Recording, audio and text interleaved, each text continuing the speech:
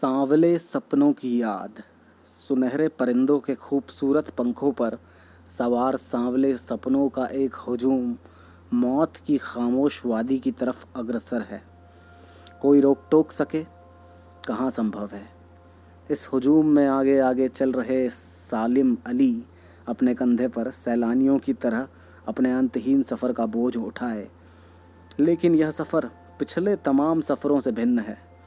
भीड़ भीड़ की ज़िंदगी और तनाव के माहौल से सालिम अली का यह आखिरी पलायन है।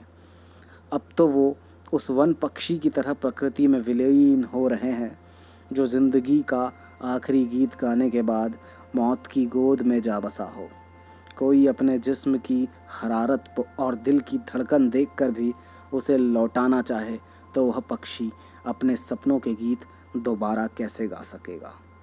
मुझे नहीं लगता कोई इस सोए हुए पक्षी को जगाना चाहेगा। वर्षों पूर्व खुद सालिम अली ने कहा था कि लोग पक्षियों को आदमी की नज़र से देखना चाहते हैं, यह उनकी भूल है। ठीक उसी तरह जैसे जंगलों और पहाड़ों, झरनों और आबशारों को वो प्रकृति की नज़र से नहीं, आदमी की नज़र से देखने को उत्सुक रहते हैं। भला कोई आदमी अपने कानों से पक्षियों की आवाज़ का मधुर संगीत सुनकर अपने भीतर रोमांच का सोता फूटता महसूस कर सकता है? एहसास की ऐसी ही एक ऊबड़ खाबड़ ज़मीन पर जन्मे मिथक का नाम है सालिम अली।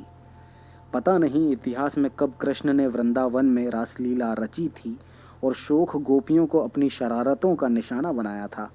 कब माखन भरे भांडे फोड़े थे और दूध छाली से अपने मुंह भरे थे। कब वाटिका में छोटे छोटे किंतु घने पेड़ों की छाह में विश्राम किया था।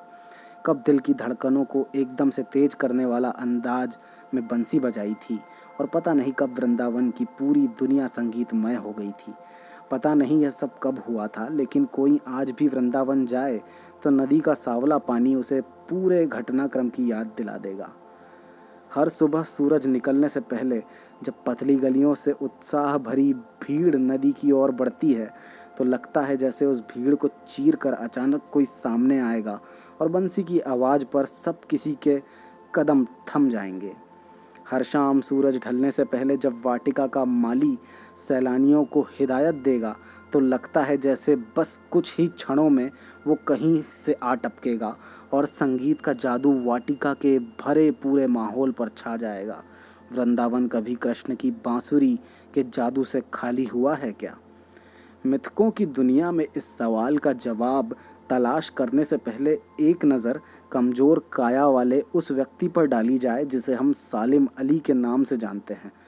उम्र को शती तक पहुंचाने में थोड़े ही दिन तो बचे रहे हैं। संभव है लंबी यात्राओं की थकान ने उनके शरीर को कमज़ोर कर दिया हो और कैंसर जैसी जानलेवा बीमारी उनकी मौत का कारण बनी हो, लेकिन अंतिम समय तक मौत उनकी आंखों से वह रोशनी छीनने में सफल नहीं हुई जो पक्षियों की तलाश और उनकी हिफाजत के प्रति समर्पित थी। सालिम अली की आंखों पर चढ़ी दूरबीन उनकी मौत के बाद ही तो उतरी थी।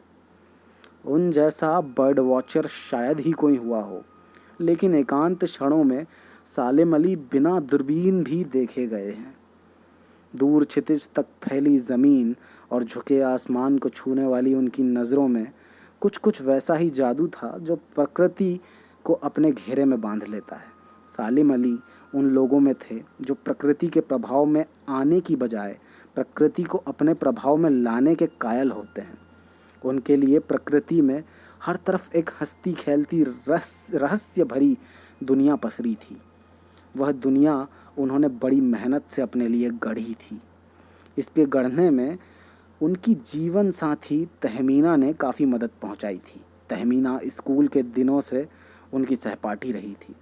अपने लंबे रोमांचकारी जीवन में ढेर सारे अनुभवों के मालिक सालिम अली एक दिन केरल की साइलेंट वैली को रेगिस्तानी हवा के झोंकों से बचाने का अनुरोध लेकर चौधरी चरण सिंह से मिले थे। वो प्रधानमंत्री थे।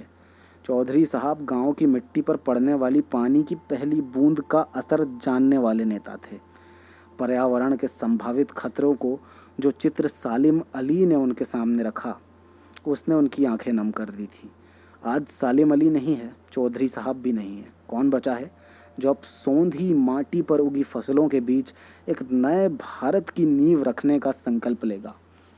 कौन बचा है जो अब हिमालय और लद्दाख की बर्फीली ज़मीनों पर जीने वाले पक्षियों की वकालत करेगा? सालेम अली ने अपनी आत्मकथा का नाम रखा था फॉल ऑफ ए स्पैरो। मुझे याद आ गया, D.H. लॉरेंस की मौत के बाद लोगों ने उनकी पत्नी फ्रीडा लॉरेंस से अनुरोध किया कि वह अपने पति के बारे में कुछ लिखें। फ्रीडा चाहती तो ढेर सारी बातें लॉरेंस के बारे में लिख सकती थी, लेकिन उसने कहा, मेरे लिए लॉरेंस के बारे में कुछ लिखना असंभव सा है। मुझे महसूस होता है मेरी छत पर बैठने वाली गोरैया लॉरेंस के बारे में ढेर सारी बातें जानती है, मुझसे भी ज़्यादा जानती है। वो सचमुच इतना खुला खुला और सादा दिल आदमी था। मुमकिन है लॉरेंस मेरी रगों में, मेरी हड्डियों में समाया हो, लेकिन मेरे लिए कितना कठिन है उसके बारे में अपने अनुभवों को, शब्दों को जामा पहनाना। मुझे यकीन है मेरी छत पर बैठी गोरैया उसके बारे में और हम दोनों ही के बारे में मुझसे ज़्यादा जानकारी रखती है। जटिल प्राणियों के लिए सालिम अली हमेशा एक पहेली बने रहेंगे। बचपन के दिनों में उनकी एयर गन से घायल होकर गिरने वाली नीले कंठ की वह गोरैया सारी ज़िंदगी उन्हें खोज के नए नए रास्तों की तरफ ले जाती रही। ज़िंदगी की ऊंचाइयों में उनका विश्वास एक क्षण के लिए भी डिगा नहीं। वो लॉरेंस की तरह नैसर्गिक ज़िंदगी का प्रतिरूप बन गए थे। सालिम अली प्रकृति की दुनिया में एक टापू बनने की बजाय अथाह सागर बनकर उभरे थे। जो लोग उनके भ्रमणशील स्वभाव और उनकी यायावरी से परिचित थे, उन्हें महसूस होता है कि वो आज भी पक्षियों के सुराग में ही निकले हैं और बस अभी गले में लंबी दूरबीन लटकाए अपने खोजपूर्ण नतीजों के साथ लौट आएंगे। जब तक वो नहीं लौटते, क्या उन्हें गया हुआ मान लिया जाए? मेरी आंखें नम हैं। सालिम अली, तुम लौटोगे ना?